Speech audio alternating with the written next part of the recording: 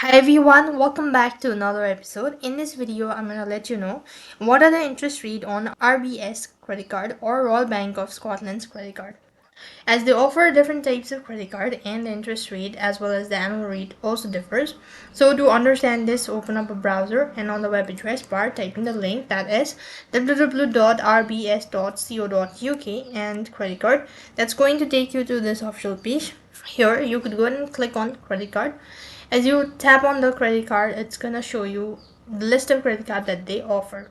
So on this page, you could go and read about this in details, and you can also find the annual rate as well as the interest rate according to the credit card mentioned about this in details by going through one after the another.